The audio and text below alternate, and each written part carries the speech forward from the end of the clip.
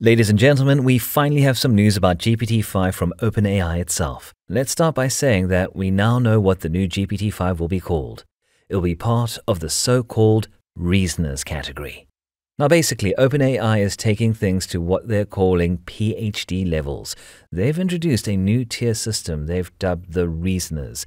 These are essentially their next evolution of AI systems, moving closer to what we might consider artificial general intelligence. So why is this important? Well, let me break it down for you. Recently, Bloomberg spilled the details on this development, revealing that OpenAI has crafted a system to track its progress towards human-level AI. According to the reports, OpenAI's tech is currently at the second of 5 planned levels. At first glance, this might not seem earth-shattering, but trust me folks, there's more to this than meets the eye. During an all-hands meeting, which an OpenAI spokesman confirmed, the company unveiled these levels to its employees. They're planning to roll this information out to investors and the public. Basically, the levels are designed to provide a clear roadmap for today's conversational AI chatbots. Level 1, all the way to an AI that could run an entire organization. Level 5, which is, I guess, very impressive, but also quite scary. Now, let's see why the transition from level 1 to level 5 is an impressive game changer. Imagine we're moving from the current AIs like GPT-4 and Claude 3.5, which are impressive in their own right, to something that operates at the level of an entire organization. This is huge. The stakes are incredibly high because we're talking about AIs performing complex tasks that typically require a high degree of specialized knowledge and critical thinking. Now folks, OpenAI recently clarified to its team that while they are currently at level 1, they're on the brink of advancing to level 2, which they've named reasoners, and which, I guess, it will include GPT-5 or whatever it will be called. But here's where it gets really wild. It seems these reasoners aren't just any kind of smart. They're designed to perform tasks at a level that parallels that of a PhD holder, without the need for additional tools, according to OpenAI. Think about that for a second. A machine operating with the intellectual might typically reserved for the highest echelons of academic achievement. So this includes those holding a PhD, known for deep research and contribution to knowledge, or professional doctorates like those in education, theology, or fine arts, in just one software. I think understanding the true depth of a doctorate helps put into perspective just how groundbreaking an AI with this capability would be. Because folks, it's not just about performing tasks. I mean, we're talking stuff like really advanced AIs doing autonomous research on other AIs and so on. You can see this could be a real revolution. Now folks, I want to show you this clip with Kevin Scott, Microsoft's CTO, discussing GPT-5, or whatever it might end up being called. Just last week, he confirmed the high capabilities of GPT-5, aligning it with PhD-level performance and supporting OpenAI's claims. Despite his endorsement, there's been some skepticism, given OpenAI's past patterns of hyping up products that sometimes underdeliver.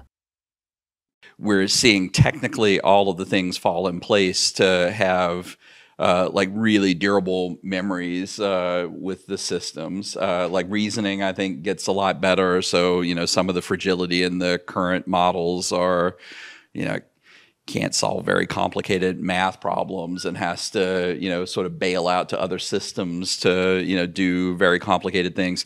The way that maybe I would phrase it is if you think of GPT-4 and like that whole generation of models as things that can perform as well as a high school student on things like the AP exams.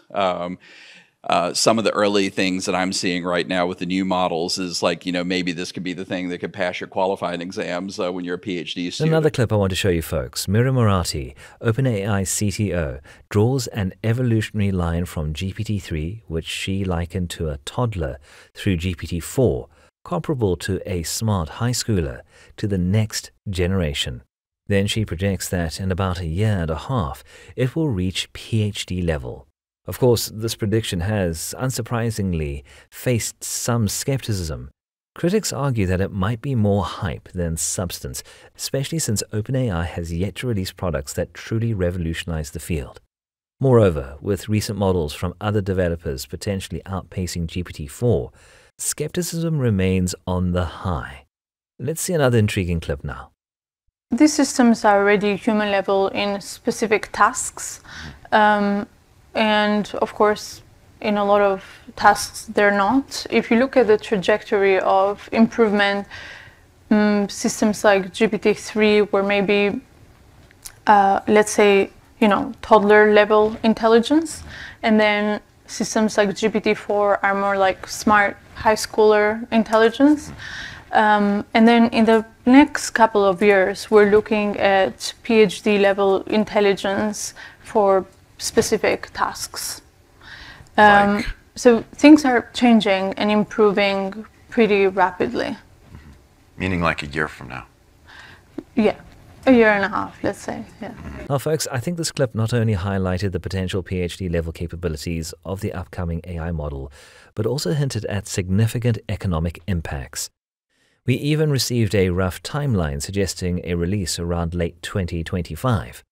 However, I guess deploying such advanced AI will be quite intriguing. I think that initially access to such a PhD-level intelligence might be limited, likely restricted to research organizations and perhaps certain high-stake industries. This approach would mirror OpenAI's previous tactics. For example, the Sora technology wowed audiences but never became publicly accessible. This raises a crucial point about GPT-5. Its power might lead to OpenAI to opt for restricted release scenarios. They've previously engaged with Hollywood, suggesting models like Sora could be utilized exclusively by film studios for creative projects, avoiding public distribution to prevent unauthorized modifications or jailbreaking. The potential exclusivity of GPT-5 could mean it ends up in the hands of select corporate clients or research organizations that can leverage its capabilities without the risk of misuse. But, as is often the case, I guess only the rich and powerful would have freedom to use certain technologies. Anyway, folks, the article continues with some very interesting stuff. Let's get to it. It says that at a meeting, OpenAI showcased how their GPT-4 model is reaching human-like reasoning. This development was detailed in a private meeting where GPT-4 was said to execute tasks with a level of reasoning that mirrors human thought by employing an agentic framework which enhances its decision-making process step by step. The details of this particular project weren't fully disclosed, leading to much speculation, as you might imagine. While a bit scary, I think this revealed ties into OpenAI's broader mission to develop artificial general intelligence, AGI, that could surpass human ability in most tasks. Sam Altman has even projected that achieving AGI might be possible within this decade. Anyway, you should know that a November 2023 paper by Google DeepMind proposed a structured framework to classify AI progress towards AGI, which is akin to the classification system used for self-driving cars in the automotive industry. This framework outlines 5 levels of AI capabilities, ranging from competent, where AI performs as well as 50% of skilled adults, to superhuman, where AI outperforms all humans. While OpenAI's efforts have ignited discussions around reaching these levels, it's important to note that we haven't yet achieved a competent level of AGI. The DeepMind framework is a tool to help us understand and measure the milestones in AI development, which, although still in early stages, points towards a future where AI could fundamentally alter our world.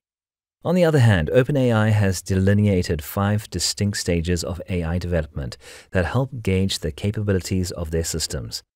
At the core of this classification is Level 1, focusing on chatbots capable of conversational language. However, it's Level 2, dubbed Reasoners, that's currently capturing the most attention. As I said before, these are designed to handle human-like problem solving, a task that has traditionally been challenging due to the limitations of large language models, LLMs, because these models, primarily generative, essentially predict subsequent tokens without a real and deep understanding of context. In short, they don't have a real consciousness. Despite the skepticism, I'm sure that advancing these systems to become reasoners could revolutionize their reliability and applicability across various industries, significantly enhancing their economic and practical value. I mean, everything as we know could literally change. But that's not all, folks. The subsequent levels introduce even more sophisticated capabilities. Level 3 involves agents that can autonomously execute tasks over extended periods on behalf of users. Level 4 AI systems are envisioned to drive innovations, while the last wonder, Level 5, equates to AI running entire organizations. Each progressive leap represents a leap in AI's functionality and impact, from simple chatbots to reasoners that can match human problem-solving skills. I really think the progression suggests a future where AI can outperform existing benchmarks and redefine industry standards. But let's see what Dario Amodei, CEO of Anthropic, has to say about it. If you want an agent to act in the world, usually that acting requires you to, engage in a series of actions, right? You talk to a chatbot, it only answers, and maybe there's a little follow-up. But with agents, you might need to take a bunch of actions, see what happens in the world or with a human, and then take more actions. And so you need to do a long sequence of things. And for that long sequence of things to actually work, the error rate on each of the individual things has to be pretty low, right? If I'm a robot and I'm like, okay, I'm going to pick up this thing and walk over there, and then I'm going to pick up that, I'm building the house or something. There's probably thousands of actions that go into that. And so all of this is to say the models need to get more reliable because the individual steps need to have very low error rates. And I think part of that will come from scale.